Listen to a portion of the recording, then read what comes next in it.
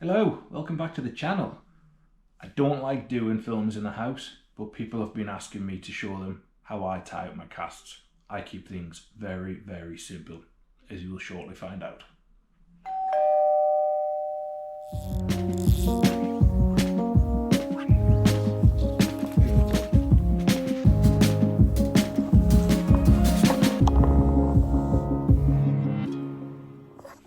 So the first thing I'm going to say is, I am not a pro. I am not an out-and-out competition angler. I don't consider myself to be the greatest angler in the world. I just catch fish and I keep things very, very simple and I enjoy my fishing. Like I said, I don't particularly like doing films inside the house, but people have been asking to see how I tie my casts up, so I thought, why not? Let's do something a little bit different. Before we get started, let's have a look at some of the things that I have on the table with me when I tie up casts in advance. The first thing, obviously, you're going to need whatever your tippet material you choose. I personally use fluorocarbon for 99% of my fishing. I'm a big Witchwood fan, so a lot of the stuff I use is Witchwood Ghost mode or Witchwood low mode, depending on what I'm tying it up for. I have a tape measure, because if you've watched any of my films, I am quite particular on how far apart droppers are. So if I want them 4 foot apart, I measure them so they are 4 foot apart. Pair of scissors, save your teeth, and probably the most important thing, a box of flies. It's got all my snakes and loads on that side, and then my buzzers, my nymphs, all that type of stuff. And then the final thing are these foam spools. Now, I colour coordinate mine because I'm a bit OCD with things like that. I have red ones for snakes and lures. I use blue one for bung setups, green ones for teams of flies, and orange for dry fly, but I'm not doing any dries today, so I haven't got that one with me. It just helps you get set up quicker if you can get to the bank instead of tying full cast up. Unravel one, tie it on, and away you go. You do get occasionally little kinks in the line where it's been on the winder, but once it's on the rod, if you just moisten your fingers, apply a bit of pressure to where the kink is, just move it up and down so it applies a little bit of heat and that kink comes straight out. It doesn't affect it whatsoever. Well, I haven't found it has. So let's have a look at my setup for fishing a team of 3 flies. First thing I'm going to say is I fish predominantly small still waters. I don't fish larger bodies of water such as reservoirs.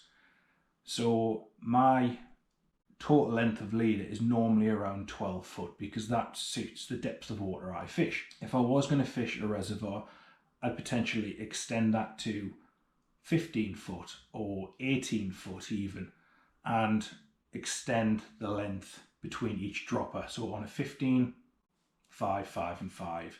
But as mentioned, I normally use 12 foot leaders and have my droppers 4 foot apart. That's just what works for me. So the first thing I'm going to do, I'm going to find 4 foot on my tape measure.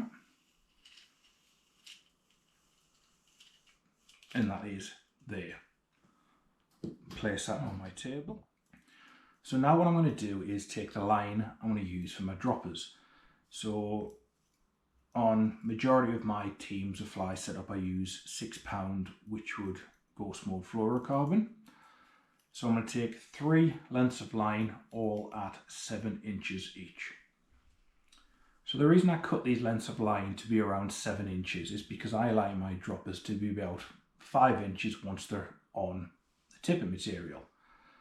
And once I've tied the 3-turned water knot that I use to attach them, it gives me the 5 inches that I need. So we'll now measure out 4 foot on the tape measure and tie that 3-turned water knot as mentioned. put the two together, push together, which creates a loop, and then pass 2 inches that you've got left of your dropper material alongside the tippet and just pull it through the loop 3 times.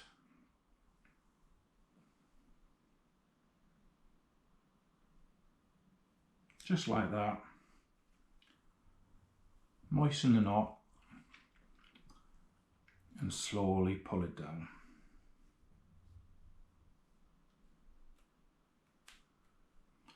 And that now leaves around 5 inches coming out the back of the knot and the 2 inches spare at the front.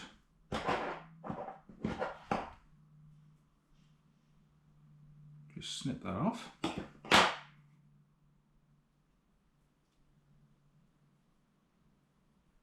A slight pull, and that is your first dropper attached. So all I'm going to do now is pop that dropper at the start of the tape measure, measure another 4 foot, and repeat the process. So I've popped on the second dropper, and now all I'm going to do is take that second dropper, go up the start of the tape measure, and measure out another 4 foot.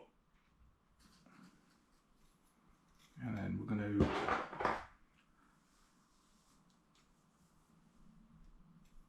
snip that off.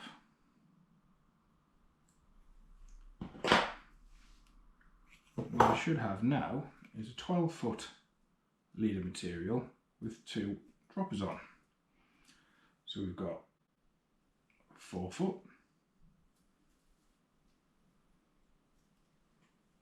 8 foot, and 12 foot.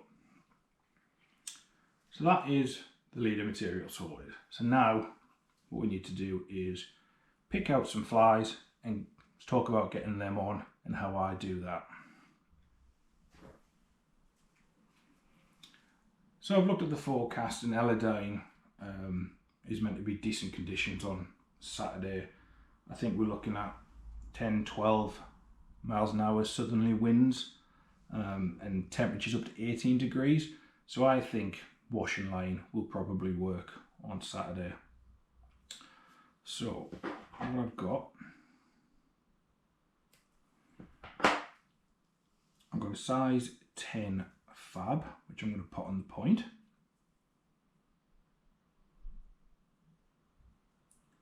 I don't use any fancy knots for attaching my flies.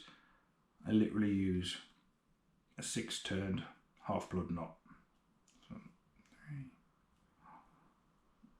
5 and 6.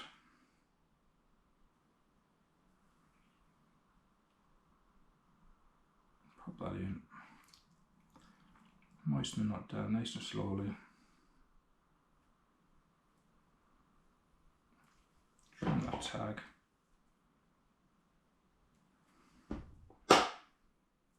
And that's me fab attached to the point. So what I'm going to do for the droppers, because I've got a size 10 on the point, I like my flies to come down in size as they go up the fly cast. So I'll have a size 10 fab on the point. I'll pop a size 12 buzzer on the middle dropper, and then a size 14 buzzer on the top dropper. So I will get these attached and we'll show you it once it's fully done. Alright, stem flies are all on now, so 4 foot from where the fly line would be down to my first dropper, which is size 14 wicked white buzzer from Alan at Fritz and Flash. And I've got another 4 foot down to my next dropper, which is a size 12, again wicked white buzzer because I absolutely love them. And then 4 foot below that we've got the size 10 fab. The reason I use fly patterns in 10, 12 and 14 is because I just think it helps with casting. I think having that gradient in the fly sizes helps the fly line turn over on the cast, because I don't use tapered leaders unless I'm fishing dry flies. Just don't feel the need to, never have. So all that's left to do now is find my green winder, pop the top fly in and wind it up. Just like that, team of 3 flies, ready to go. Like I said, I keep it really, really simple. There is absolutely nothing in depth about how I set up my fly casts. Something I get asked a lot as well is, do I use degreaser or mud or anything like that? Honestly, not very often. I do carry it, but more for when I'm fishing things like apps worms that are unweighted. But I don't stress about the reflection of the fluorocarbon in the water or it's sinking. Fluorocarbon by nature is quite heavy, so it goes down okay, especially when you're using flies that are weighted. And Elladine, where I normally fish, is quite a coloured venue. The water clarity isn't crystal clear, so I don't get caught up on it getting picked out by the fish either. I've never found it makes much of a difference, so I don't use it all that often. Not when fishing like this anyway. So, snakes. I'm not going to go through setting that up. It is literally 10 foot of line that I've measured out with a snake tied onto the end with a 6-turned half-blood knot, like mentioned before. There's nothing more to it. Like I said, it doesn't get any simpler than that, but having several of them tied up ready to go just saves you that bit of time. Should you get tangled, should you get broken off, get another one out of the bag and attach it to the line, cast it out and catch your fish hopefully. So finally, my bung setup. It's normally a 2-fly cast. I have the point fly and then 3 foot above that a dropper, and then whatever I want on the dropper and whatever I want on the point. And then above that I have a sliding bung, or if I'm fishing a competition, a fixed bung, which would just be attached again by another dropper. But I will quickly attach the Fastmail tackle sliding bungs that I use, just so people can see how they go on. I have talked about these in my bung video, but they come with 2 little prongs. You get 2 caps, pull 1 cap off, the line goes through the, if my eyes will let me, the line goes through the thin end, so it's on like that. Get the second cap, pop it through the fat end, and that will butt up next to each other like a cone, just like that. Take your bung and pop that into one prong into a fat end, other prong into a fat end, and it's attached to the line. So now 3 foot below that I'd have a dropper with say an egg, and then another 3 foot below that I'd have another egg or a chamois worm, something like that. And I just slide this up and down to find the depth that the fish are feeding at. Will says if you are going to slide it up and down, just moisten it in case it gives it any friction burn. But that is it. So we've looked at the casts and how we tie them up, but what about the rods, reels and lines that I use with them? On an average fishing session, I take 3 rods with me, and I use Witchwood Ionicas. I carry 2 10-foot 7 and a 10-foot 6. I use the 10-foot 7 with an intermediate or sinking line for pulling snakes or apps worms, basically trying to catch fish that are willing to chase. For teams of flies, I use again a 10-foot 7 weight on my Witchwood SLAs. but I use normally either a floating line or a sink tip. The floating line that I personally use is a B-line Reed River Long Haul Mark II. I love this for buzzer fishing and nymph fishing. It's got a black section and a cream section. You just see the takes rather than just feeling them. It gives you a visual aspect. But I love these lines more for the casting properties, if I'm honest. I also use a Reed River Long Haul Mark II floater in a 6 when I'm fishing the bung. But as you can see, I don't use a great deal of variation. 9 times out of 10, I'm fishing 10'7" with a fast class intermediate for pulling snakes, a 10'7" with a floater for teams of flies. Occasionally, if it's really cold, I'll use a 4-foot sink tip, and then I've got a 10'6" with a floating line for bung work or dry fly occasionally, but normally bung work. I prefer a 9'5" for dries, but we're not talking about that. Well, that pretty much covers 90% of my fly casts for when I go fishing. Like I said at the very start, I keep things incredibly simple. I don't look too much into it. I tend to put my thought more into watercraft when I'm out in the water, thinking where the fish might be, how they're going to be feeding. I trust my setups. They are nothing fancy, as you can see.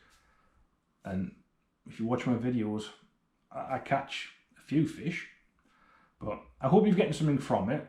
Like I said, I don't try to make a habit of making videos inside, but it was something I was asked for, and I hope it has answered some of them questions that I keep getting asked. If you have getting something from it, please like the video and subscribe. I am well on my way to 1,000 subscribers now, and every review is much appreciated. So thank you again. I will see you at the weekend when I'm fishing. Till then, bye-bye. If you do fancy trying any of the flies I've used today, most are available on the Fritz and Flash website. You can get 10% off by subscribing to my channel. Once you've done that, just pop in the code SSF10 into the coupon box, and the discount will be applied at the checkout. Tight lines.